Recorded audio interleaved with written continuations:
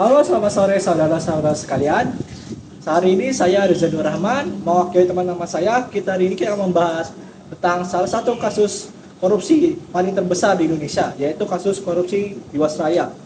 Skandal korupsi Jiwasraya ini jadi terbesar karena diperkirakan kerugian negara mencapai 16 triliun rupiah yang melibatkan pejabat, perusahaan investasi, hingga jaringan pengelola keuangan. Lalu bagaimana sih kasus ini bisa terjadi dan apa peran lembaga terkait dalam mengatasinya? Mari kita bahas dalam tayangan ini. Kasus Jiwasraya ini bermula pada kegagalan pihak perusahaan untuk membayarkan polis asuransi milik ribuan nasabah. Penyebab utama dari kasus ini adalah pengelolaan dana investasi yang beresiko tinggi, maraknya kasus korupsi, dan juga laporan keuangan yang dimanipulasi. Lalu, beberapa saham yang dibeli ternyata overvalue dan transaksi investasinya terlihat mencurigakan. Situasi ini tentunya sangat merugikan negara. Kasus Jiwasraya melibatkan sejumlah lembaga negara sesuai fungsi dan kewenangannya, di antaranya Otoritas Jasa Keuangan, Kementerian BUMN, Badan Pemeriksa Keuangan, Dewan Perwakilan Rakyat, Kejaksaan Agung, dan Pengadilan Tindak Pidana Korupsi. Setiap lembaga negara memiliki peran berbeda dalam pengawasan, pemeriksaan, hingga penegakan hukum. Baik, kali ini saya akan menjelaskan tugas dan wewenang beberapa lembaga yang terlibat. Pertama, kita awali dengan OJK. OJK sendiri ialah Otoritas Jasa Keuangan, di mana lembaga ini bertugas untuk mengawasi di sektor keuangan, termasuk juga dengan asuransi. Lembaga ini memiliki kewenangan untuk mengeluarkan izin, lalu ada untuk memberikan sanksi administratif. Namun, OJK ini tidak bisa memutus pidana atau memberikan hukuman pidana. Selanjutnya lagi ada BPK. BPK sendiri merupakan Badan Pengawas Keuangan, di mana BPK sendiri memiliki tugas untuk melakukan pengecekan atau pengawasan kepada keuangan negara, lalu melaporkannya kepada DPR. Tapi BPK sendiri tidak memiliki kewenangan untuk menghukum atau mengeksekusi kasus. Selanjutnya ialah Kementerian BUMN, di mana Kementerian BUMN sendiri memiliki kewenangan untuk pembinaan, pengawasan, serta pengangkatan direksi sekaligus komisaris. Namun, kementerian ini tidak memiliki kewenangan untuk melakukan atau memutus pidana. Selanjutnya ialah DPR RI.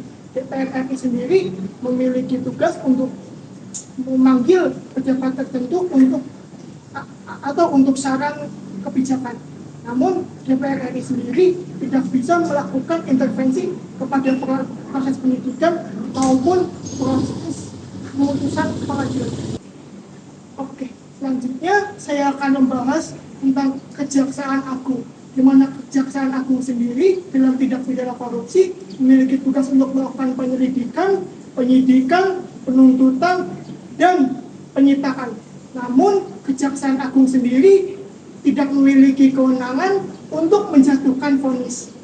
Selanjutnya, atau yang terakhir, ada Pengadilan Tipikor atau tindak pidana korupsi, di mana Pengadilan Tipikor ini bertugas untuk mengadili dan memutus tindak pidana korupsi.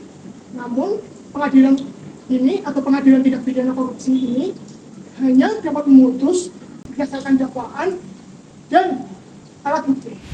Pengawasan dilakukan dari awal. Pertama, OJK. OJK mengawasi dan mendeteksi penyimpangan. Kedua, Kementerian BUMN. Kementerian BUMN mengevaluasi dan memperbaiki tata kelola perusahaan. Dan ketiga, DPR. DPR mengawasi dan menyuarakan kepentingan publik. Lalu keempat, apabila ada indikasi kerugian negara, maka BPK melakukan audit investigatif. Lalu kelima, hasil audit menjadi landasan Kejaksaan Agung untuk melakukan penyelidikan dan penuntutan. Lalu yang terakhir, proses penjatuhan hukuman dilakukan melalui Pengadilan Tipikor. Lembaga negara berjalan dengan prinsip check and balance agar menjaga akuntabilitas. Idealnya, kasus Jiwasraya ini dapat dicegah apabila pengawasan dijalankan dengan baik. Otoritas Jasa Keuangan seharusnya dapat mendeteksi adanya resiko terkait investasi sejak awal. Dan Kementerian Badan Usaha Milik Negara perlu tanggap dalam mengevaluasi direksi dengan lebih cepat. Dan Dewan Perwakilan Rakyat mestinya mengawasi setiap keadaan perusahaan sebelum terjadinya gagal bayar. Pada kenyataannya, tindakan preventif terlambat dilakukan dan langkah hukum baru bergerak setelah kerugian besar terjadi. Di sisi penegakan hukum, respon negara dapat dikatakan cukup tegas. Sejumlah pihak dijerat pidana dan aset telah disita. Ini menunjukkan bahwa mekanisme represif dapat berjalan secara efektif. Namun, dari sisi pengawasan dan pencegahan, respon lembaga negara dinilai belum cukup optimal. OJK, DPR, dan Kementerian BUMN baru merespon masalah ini ketika kasus mencuat ke permukaan. Hal ini menunjukkan bahwa dalam penanganan hukum dapat dikatakan baik, namun tidak dengan pencegahan dini. Kasus korupsi Jiwasraya mengingatkan kita bahwa ukuran integritas suatu lembaga negara bukan hanya diukur dari kemampuan menghukumnya saja, tetapi juga kemampuan untuk mencegah penyimpangan terjadi sebelum semuanya benar-benar terjadi. Nah, pengawasan lemah ini sendirinya membuka ruang untuk terjadinya korupsi. Dan pada akhirnya, rakyatlah yang menanggung kerugian negara. Saya Reza Nur Rahman, mewakili rekan-rekan saya mengucapkan terima kasih kepada saudara-saudara sekalian karena telah menyaksikan acara ini.